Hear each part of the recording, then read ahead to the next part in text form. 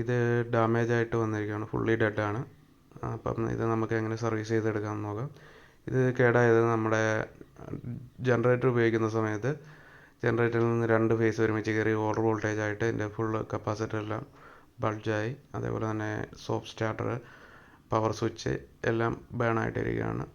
അതേപോലെ തന്നെ number 2 channel full burn ആയിട്ടിരിക്കുകയാണ്. ഇതിപ്പം നമ്പർ 2 ചാനലാണ് ഞാൻ കാണിക്കുന്നത്. നമ്പർ 2 ചാനലിൻ്റെ മൊഡ്യൂളാണ്, ആംപ്ലിഫയർ മൊഡ്യൂളാണ്. അതിൽ വിഷ്വലി തന്നെ നമുക്ക് കാണാം നമ്മുടെ മോസ്ഫെറ്റ് പൊട്ടിയിരിക്കുകയാണ്. ഇതിപ്പോൾ ഒരു സൈഡേ നമ്മൾ കാണുന്നുള്ളൂ, അഴിച്ചു നോക്കിയാലേ അടുത്ത സൈഡ് നമുക്ക് കാണാൻ പറ്റത്തുള്ളൂ.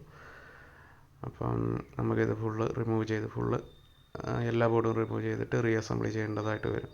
അതായത് നമുക്ക് അതിൻ്റെ കപ്പാസിറ്ററും എല്ലാം മാറേണ്ടി വരും. ഇതാണ് നമ്മുടെ ഫിൽറ്റർ കപ്പാസിറ്റർ എല്ലാം ബൾജായി ഡാമേജ് ആയിട്ടിരിക്കുകയാണ്. നമുക്ക് അതെല്ലാം പുതിയത് മാറേണ്ടി വരും. 4 കപ്പാസിറ്റർ മാറേണ്ടി വരും.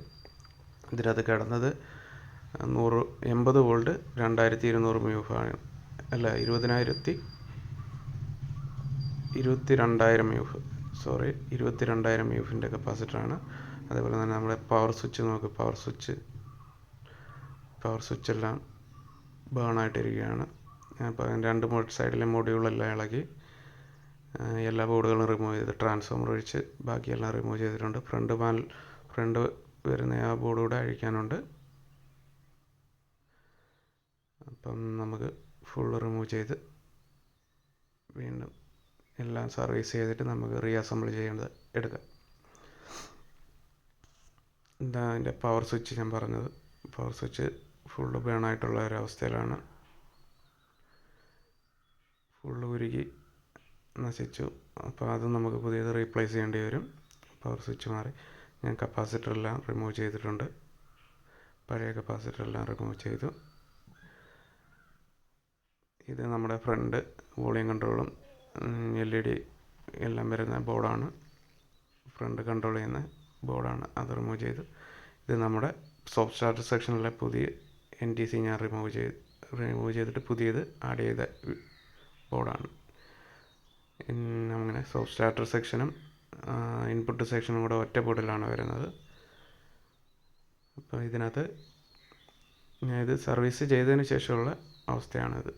ബോർഡ് റിമൂവ് ചെയ്ത് അതിനകത്ത് നമ്മൾ പുതിയ NTCകൾ ആഡ് ചെയ്ത്, അതേപോലെ തന്നെ കപ്പാസിറ്റർ മാറിക്കഴിഞ്ഞു. കപ്പാസിറ്റർ എനിക്ക് ലോക്കൽ മാർക്കറ്റിൽ 22,000 മ്യൂഫിൻ്റെ അവൈലബിൾ അല്ലായിരുന്നു. അതുകൊണ്ട് തന്നെ 100 വോൾട്ട് 15,000ൻ്റെ കപ്പാസിറ്ററാണ് ഞാൻ റീപ്ലേസ് ചെയ്തത്. ഇത് മതി നമ്മുടെ ആംപ്ലിഫയർ വർക്ക് ചെയ്യാൻ, കുഴപ്പമില്ല. പക്ഷേ ഒറിജിനൽ തന്നെ മാറുന്നതാണ് നല്ലത്. എനിക്കിപ്പോൾ അവൈലബിൾ അല്ലാത്തത് കൊണ്ട് ഈ വാല്യൂവിലേ ഇട്ടെന്നേ ഉള്ളൂ. ഒറിജിനൽ വാല്യൂ കിട്ടാനില്ലായിരുന്നു. അത് ഓർഡർ ചെയ്തായിരുന്നെങ്കിൽ കിട്ടിയേനെ. പക്ഷേ എമർജൻസി ആയിട്ട് വേണ്ടുന്നതുകൊണ്ട് അത് തന്നെ ഈ കിട്ടിയ കപ്പാസിറ്റർ വെച്ച് ഞാൻ റീപ്ലേസ് ചെയ്തു.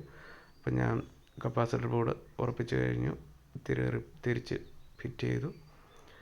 അതേപോലെ ഒരു ചാനൽ, മറ്റേ നമ്മൾ കംപ്ലൈൻ്റ് ഇല്ലാത്ത ചാനൽ, അതിനകത്തൊരു ട്രാക്ക് ഡാമേജ് ആയിട്ടുണ്ടായിരുന്നു.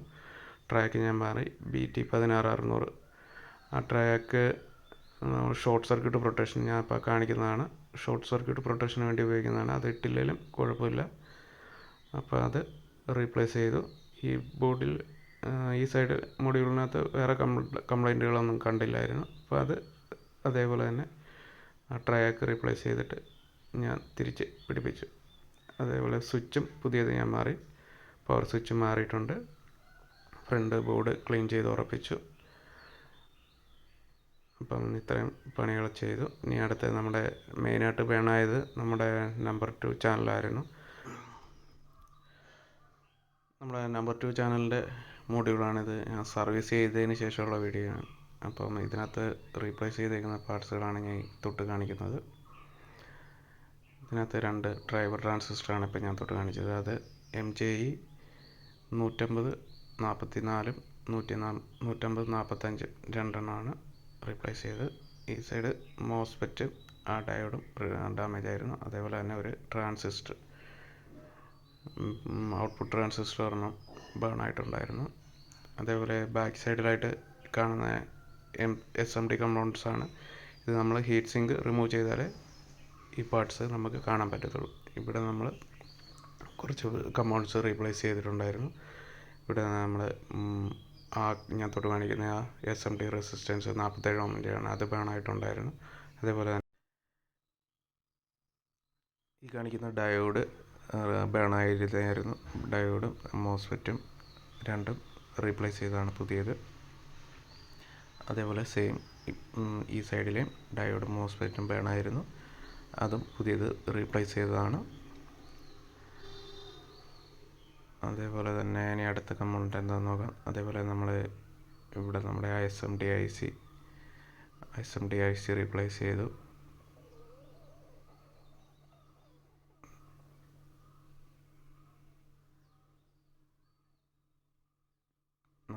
നമ്മുടെ മോസ്ഫെറ്റ് ഡ്രൈവ് ചെയ്യുന്ന 2 ICകളാണ് LM311.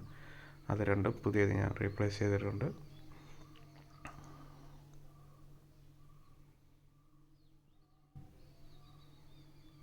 മൂന്ന് SMD IC ഇവിടെ റീപ്ലേസ് ചെയ്തു. 3 SMD ICയും അതേപോലെ തന്നെ 47 ഓമിൻ്റെ 2 റെസിസ്റ്റൻസും ബാക്ക് സൈഡിൽ SMD കമ്പോണൻസ് റീപ്ലേസ് ചെയ്തിട്ടുണ്ട്. LM311 IC ആണ്. ഇതോട് കാണിക്കുന്ന 47 ഓം റെസിസ്റ്റൻസ്, അതേപോലെ തന്നെ അതേ ഓപ്പോസിറ്റ് സൈഡിൽ ഒരു 47 ഓം റെസിസ്റ്റൻസ് ഉണ്ട്, അതും ബേണായിരുന്നു, അതും പുതിയത് റീപ്ലേസ് ചെയ്തതാണ്. അതേ നമ്മുടെ IC LM311 അത് പുതിയത് റീപ്ലേസ് ചെയ്തതാണ്. ഈ ബാക്ക് സൈഡിൽ ഇത്രയും കമ്പോണൻസാണ് നമ്മൾ റീപ്ലേസ് ചെയ്തിരിക്കുന്നത്. 3 ICകളും 2 SMD റെസിസ്റ്റൻസും റീപ്ലേസ് ചെയ്തു. അതേപോലെ തന്നെ നമ്മളെ ഫ്രണ്ടിൽ നോക്കുമ്പോൾ നമ്മളെ ഡ്രൈവർ ട്രാൻസിസ്റ്റർ അതിൻ്റെ സൈഡിൽ കിടക്കുന്ന 3.3 ഓം റെസിസ്റ്റൻസ് 2 സൈഡിലും ഉണ്ട്, അത് രണ്ടും ബേണായിരുന്നു, അത് പുതിയത് റീപ്ലേസ് ചെയ്തതാണ്.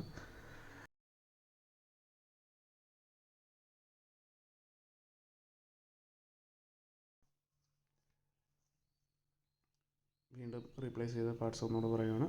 IRF 3710 മോസ്ഫെറ്റ്, അതേപോലെ തന്നെ അതിൻ്റെ അടുത്തുള്ള 3060 ഡയോഡ്, അതായത് 30 വോൾട്ട് അല്ല 30 ആംപിയർ 600 വോൾട്ടിൻ്റെ ഡയോഡാണത്. അതേപോലെ തന്നെ നമ്മുടെ ഒരു ഔട്ട്പുട്ട് ട്രാൻസിസ്റ്റർ വേണമായിരുന്നു, 2SA 1953, അത് പുതിയത് റീപ്ലേസ് ചെയ്തതാണ്. നമ്മുടെ SMD റെസിസ്റ്റൻസ് 47 ഓം, LM311 SMD IC, 2 സൈഡിൽ SMD IC മാറിയിട്ടുണ്ട്. 2 സൈഡിൽ നിന്ന് നമ്മൾ 47 ഓമിൻ്റെ റെസിസ്റ്റൻസ് മാറിയിരുന്നു. SMD 2 സൈഡിൽ, അടുത്ത സൈഡിലെയും അതേപോലെ മോസ്ഫെറ്റും മാറിയിട്ടുണ്ട്. ഈ നമ്മുടെ ഡ്രൈവർ ട്രാൻസിസ്റ്ററിനെ ഡ്രൈവ് ചെയ്യുന്ന IC ആണ് 4558 NE4558 IC, അത് പുതിയത് റീപ്ലേസ് ചെയ്തതാണ്. അതേപോലെ തന്നെ മുകൾ ഭാഗത്തൊരു ട്രയാക്കൊണ്ട് ഷോർട്ട് സർക്യൂട്ട് പ്രൊട്ടക്ഷന് വേണ്ടി ഉപയോഗിക്കുന്നതാണ്, അത് ഷോർട്ടായി കിടക്കുമായിരുന്നു, അത് പുതിയത് റീപ്ലേസ് ചെയ്തതാണ്. ഈ കാണിക്കുന്ന 3.3 ഓം റെസിസ്റ്റൻസ്, 3.3 ഓം 1 വാട്ടിൻ്റെ റെസിസ്റ്റൻസ് 2 ഓപ്പൺ ആയിരുന്നു, അതും റീപ്ലേസ് ചെയ്തതാണ്. ഈ കാണിക്കുന്ന 2 ഡ്രൈവർ ട്രാൻസിസ്റ്ററുകൾ ഷോർട്ടായിരുന്നു, അത് രണ്ടും മാറിയതാണ്. MJE 150 34 35. അതേപോലെ തന്നെ ഫ്യൂസ് സ്പീക്കറിലതിൻ്റെ ഫ്യൂസാണ്, സ്പീക്കർ പ്രൊട്ടക്ഷൻ ഉള്ളതാണ്, അത് ഡാമേജ് ആയിട്ടുണ്ടായിരുന്നു. ഈ ട്രാക്ക് ബേണായിട്ടുണ്ടായിരുന്നു, ഈ ട്രാക്ക് കത്തിപ്പോയിട്ടുണ്ടായിരുന്നു, അത് സോൾഡർ ചെയ്ത് റെഡിയാക്കിയതാണ്. ഇപ്പം ഒരുവിധം എല്ലാ ഡാമേജായ പാർട്സും ഞാൻ കാണിച്ചു റീപ്ലേസ് ചെയ്തത്. ഇനി നമുക്കിത് നമ്മുടെ ഹീറ്റ് സിങ്കിലേക്ക് റീഫിക്സ് ചെയ്യണം. അപ്പോൾ ഹീറ്റ് സിങ്ക് പേസ്റ്റൊക്കെ കറക്റ്റായിട്ട് എല്ലാ ട്രാൻസിസ്റ്ററും പുരട്ടിയതിന് ശേഷം നമുക്ക് ഹീറ്റ് സിങ്കിലേക്ക് ഉറപ്പിക്കാം. അതേപോലെ തന്നെ ഇതിൻ്റെ കേസിൽ ക്ലാസ് H സർക്യൂട്ട് ആയതുകൊണ്ട് നമ്മുടെ ഔട്ട്പുട്ട് ട്രാൻസിസ്റ്ററിൻ്റെ അടിയിൽ ഹീറ്റ് സിങ്ക് പാടുകളൊന്നും വരുന്നില്ല, അതുകൊണ്ട് നമുക്ക് ഡയറക്റ്റ് ഹീറ്റ് സിങ്കിലേക്ക് സ്ക്രൂ ചെയ്ത് ഉറപ്പിക്കാവുന്നതാണ്. പിന്നെ വേറെ ഒരു ശ്രദ്ധിക്കേണ്ട കാര്യം, ഇതിൻ്റെ 2 സൈഡിൽ 2 മോസ്ഫെറ്റുകളുണ്ട്. മോസ്ഫെറ്റും ഡയോഡും മെറ്റൽ ടൈപ്പ് ആണെന്നുണ്ടെങ്കിൽ അതിൻ്റെ അടിയിൽ ഹീറ്റ് സിങ്ക് ഉറപ്പായിട്ടും വെക്കണം. ഇപ്പോഴത്തെ കേസിൽ നമ്മുടെ മോസ്ഫെറ്റ് മാത്രമേ ഉള്ളൂ മെറ്റൽ ടൈപ്പ് വന്നിരിക്കുന്നത്. ഡയോഡ് പ്ലാസ്റ്റിക് പാക്കേജാണ്, അതുകൊണ്ട് അതിന് ഹീറ്റ് സിങ്ക് പാഡ് ഇല്ലെങ്കിലും കുഴപ്പമില്ല. നമ്മുടെ മോസ്ഫെറ്റ് കൃത്യമായിട്ട് ഹീറ്റ് സിങ്ക് പാഡ് വെച്ചതിന് ശേഷമേ ഉറപ്പിക്കാവൂ. അത് ശ്രദ്ധിക്കണം, അല്ലെങ്കിൽ ഷോർട്ട് ആവാൻ സാധ്യതയുണ്ട്. അപ്പം ഞാനിത് നമ്മുടെ ഹീറ്റ് സിങ്കിലേക്ക് ജസ്റ്റ് വെച്ച് കഴിഞ്ഞാൽ ബാക്കി സ്ക്രൂ ചെയ്താൽ മതി. അപ്പം ഞാൻ പറഞ്ഞത് മറക്കണ്ട, മോസ്ഫെറ്റ് ഉറപ്പായും ഹീറ്റ് സിങ്ക് പാഡ് ബാക്കിൽ വെച്ചിട്ട് സ്ക്രൂ ചെയ്യാവും. ട്രാൻസിസ്റ്ററുകളെല്ലാം കറക്റ്റ് ഹോള് കറക്റ്റ് ആക്കിയതിന് ശേഷം നമുക്ക് സ്ക്രൂ കറക്റ്റായിട്ട് പ്രോപ്പറായിട്ട് ടൈറ്റായിട്ട് ചെയ്യണം. അപ്പം അതെല്ലാം ചെയ്ത് കഴിഞ്ഞ് ഞാൻ ബോർഡ് നമ്മുടെ ക്യാബിനിൽ ഉറപ്പിച്ച് ടെസ്റ്റ് ചെയ്യുകയാണ്. അപ്പം ഞാൻ UPS നിന്നാണ് ഫസ്റ്റ് ഓണാക്കിയത്. അപ്പം കറക്റ്റായിട്ട് തന്നെ ഓണായി, പ്രൊട്ടക്ഷൻ റിമൂവ് ആയിട്ടുണ്ട്. UPS നിന്നാണ് ലോഡ് ചെയ്തിരുന്നത്. ഇപ്പം ഡയറക്റ്റ് പവറിലേക്ക് മാറ്റുകയാണ്. പവർ സ്വിച്ച് ഓൺ ചെയ്യാൻ പോവാണ്.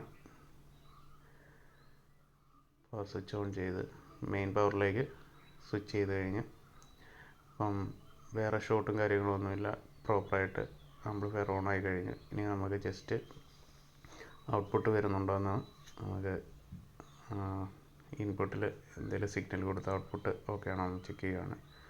അപ്പം ഔട്ട്പുട്ട് വരുന്നുണ്ട്. നമ്പർ 2 ചാനലും ചെക്ക് ചെയ്യുകയാണ്. രണ്ടിലും ഔട്ട്പുട്ട് കിട്ടുന്നുണ്ട്, വേറെ വിഷയങ്ങളൊന്നും കാണിക്കുന്നില്ല. എല്ലാം പ്രോപ്പറായിട്ട് തന്നെ വർക്ക് ചെയ്യുന്നുണ്ട്. 2 ചാനലും ഓക്കെ ആയിട്ടുണ്ട്.